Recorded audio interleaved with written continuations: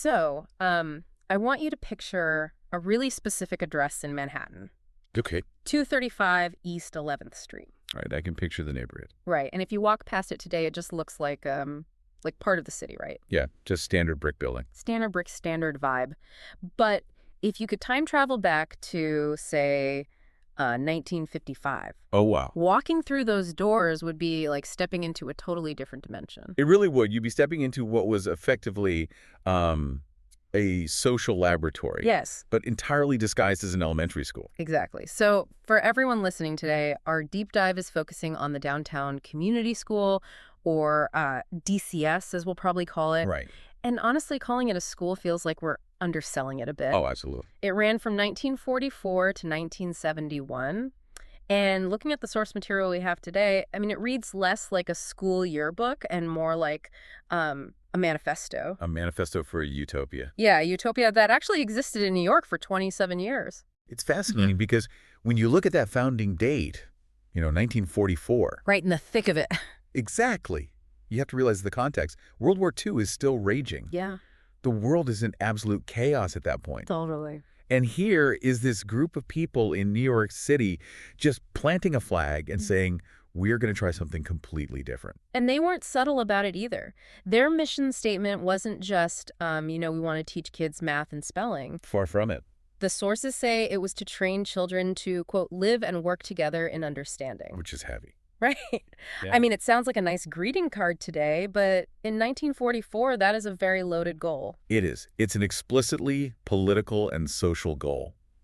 They actually define themselves with 3 very specific words. Right. I have those here. Experimental, cooperative, and racially integrated. Yeah. And we really need to sit with that last one for a second because, a racially integrated private school in the 1940s Was not the norm. not even close to the norm. And the cooperative part, too, that's the one that always catches my eye.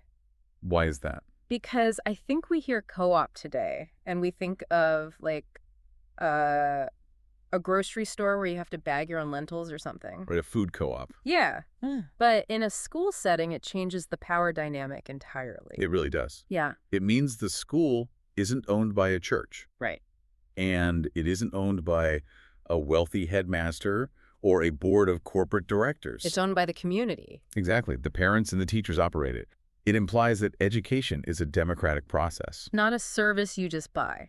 Precisely. Which sounds amazing in theory, but I imagine the actual logistics of that were intense. Oh, I'm sure. I mean, democracy is always messy, especially with parents. Oh, absolutely. But let's get into the experimental part, because this is where the character of the school really shines through in the documents. We have to talk about the leadership.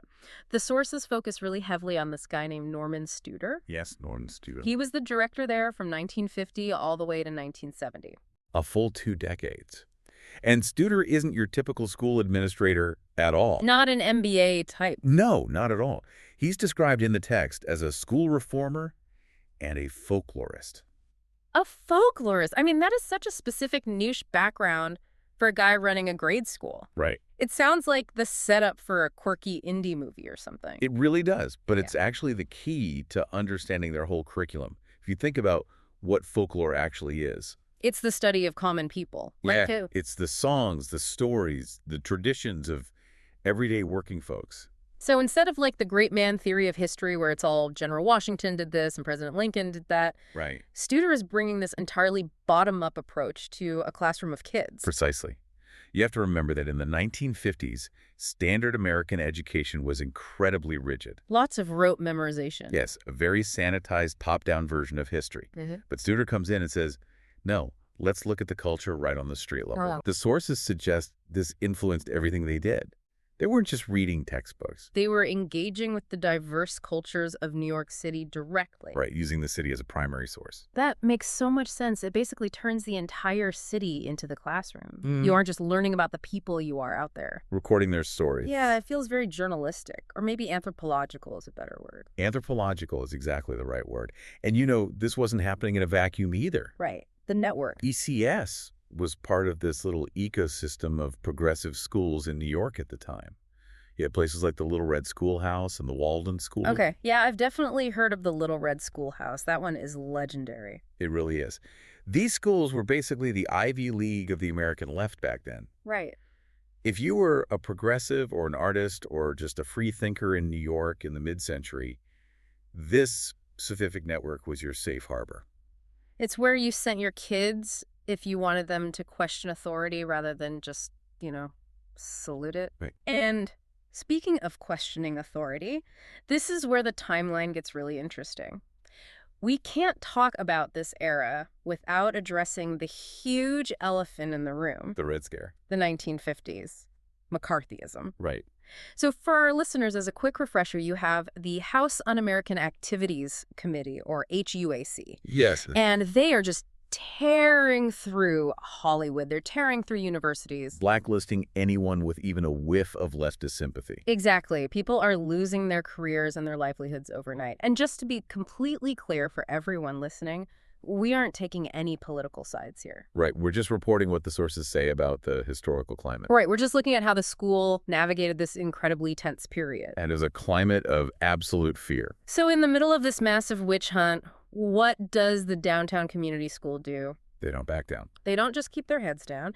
They go out and hire a music teacher who is literally actively on the blacklist. This is one of those moments that completely defines the institution. Yeah. The source material is very clear about this detail. Yeah. They hired this music teacher specifically because he couldn't get work anywhere else. Because he refused to cooperate with HUAC. And it wasn't just some random unknown guy either. No. It was Pete Seeger. The folk icon himself. I mean, really think about that for a second. Today, Pete Seeger is American royalty. Right? He's the this land is your land guy. He's the grandpa of folk music. But in the early 50s... The government viewed him as a literal threat to national security. Yes. He couldn't play concert halls. He No. was totally toxic to employers. And the school director, Norman Studer, and the parents, they looked at that toxicity and said, we'll take him. It's incredibly bold. It really is. It moves the school from just being a progressive educational space to being a literal sanctuary. Defiant is the word I keep thinking of. It's basically them saying, we don't care what Congress says. We value this art and we value this human being. Yeah. Can you imagine being a kid in that music class? I wonder if the kids even fully grasped it at the time. To them, he was probably just the tall guy with the banjo. Right, the guy who taught them songs about labor unions and working on the railroad. Exactly. You're 7 years old, sitting cross-legged on the floor, singing If I Had a Hammer, completely oblivious to the fact that the FBI definitely has a file on your music teacher. But that's the beauty of their model. Mm-hmm. By shielding the kids from the direct political fallout, they were actually immersing them in the core values. Normalizing it. Yes, normalizing the idea that art and protest go hand in hand. And Pete Seeger wasn't the only notable figure walking those halls. The environment they created there became a magnet for a very specific type of parent. Oh, the parent list is unbelievable. It's insane. I was reading through the source material and my jaw just kept dropping. It's a literal who's who of 20th century intellectuals and activists. It really is. Let's unpack this roster a bit because the names are staggering. First up, we have Bella Abzug. Battling Bella herself. Yeah. Long before she was shaking up Congress in her famous hats, she was a DCS mom. Then you have Miriam Makeba. Mama Africa, Right. an exiled South African singer, and a massive civil rights activist. The fact that she chose this specific school tells you everything you need to know about its global perspective. It really does. And the list goes on. You have Leonard Boudin, the famous civil liberties lawyer. Right. Douglas Turner Ward, the playwright. Josh White, another blues and folk legend. Dora Ashton, the art critic. An incredible mix of arts and law. And then the real heavy hitter from the academic world, Margaret Mead. The most famous anthropologist in the world at the time. I just have to stop and visualize this for a second. Imagine the PTA meetings at this school. It would be absolutely terrifying. Seriously, you're there just trying to organize the spring bake sale. Right. And you have Bella Abzug shouting about the logistical inefficiencies of the cookie distribution. And Margaret Mead is sitting in the corner psychoanalyzing the tribal dynamics of the parent committee. And then Pete Seeger just starts playing the banjo to calm everybody down. Exactly. It sounds like a sitcom. It really does, but it begs a serious question. Why were they all there? Why did these specific highly influential people flock to 235 East 11th Street? I think it goes right back to that experimental and cooperative tag we talked about earlier. How so? Well, if you are Margaret Mead or an avant-garde artist, You don't want your child in a school that demands strict conformity. Right. You don't want them in a place that just teaches them to sit down and shut up. Exactly. You want a place that values their individuality. And more importantly, you want a community that reflects your own values. Values that were largely under attack in mainstream 1950s America. Precisely.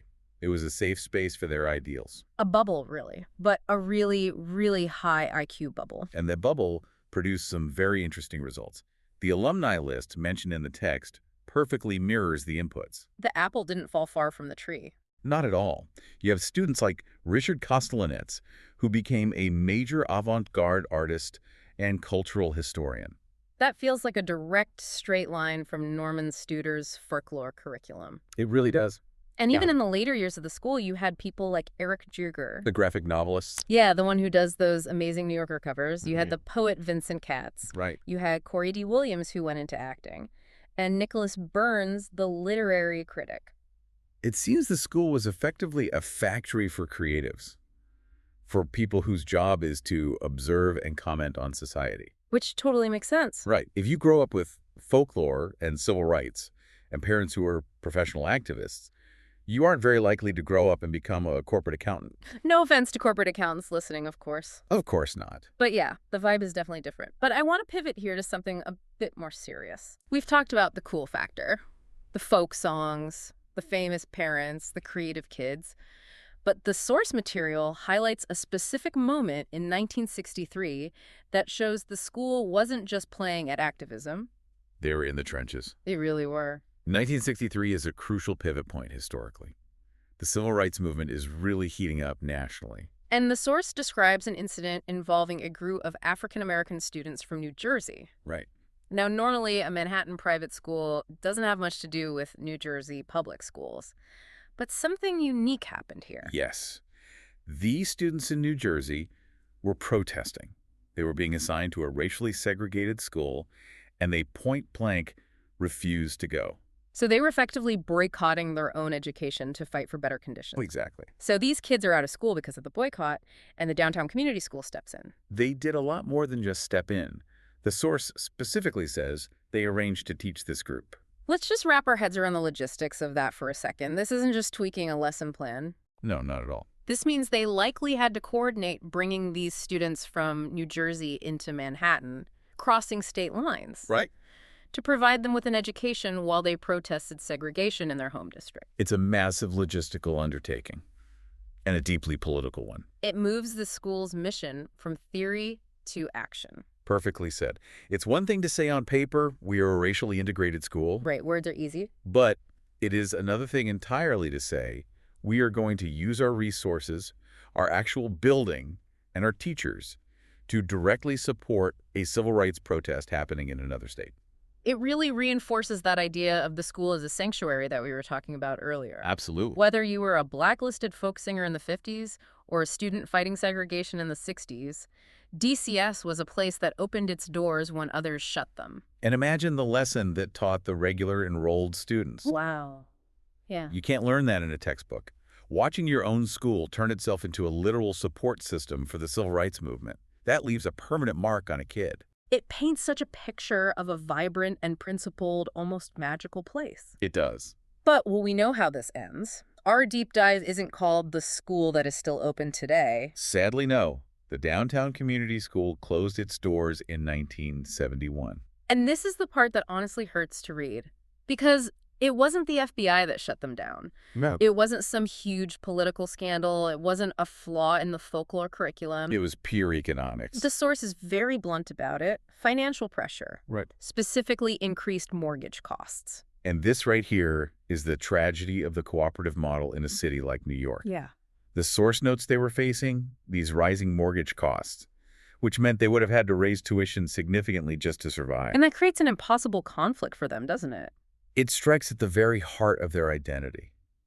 If you are a community school, if you pride yourself on being cooperative, you want to be accessible. Right. You want to serve the children of artists, the children of activists, people who, frankly, often do not have a lot of money. Exactly. If you jack up the tuition just to pay the new mortgage, you might save the physical building, but you lose the soul. of the project. You just become another elite, expensive Manhattan private school for the wealthy. Which is exactly what they were trying not to be. Right.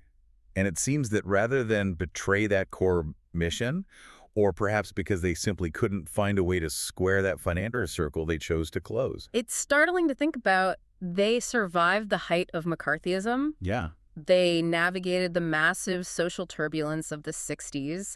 They hosted some of the most radical thinkers of the 20th century. And they were taken down by real estate prices. It's a very New York story, unfortunately. It really is. But still, 1944 to 1971, that is 27 years. It's a full generation of kids. It is a really significant run. Think about the arc of history they covered in that time. It's immense. They started during the global war against fascism. They went through the intense paranoia of the Cold War, The explosion of the civil rights movement.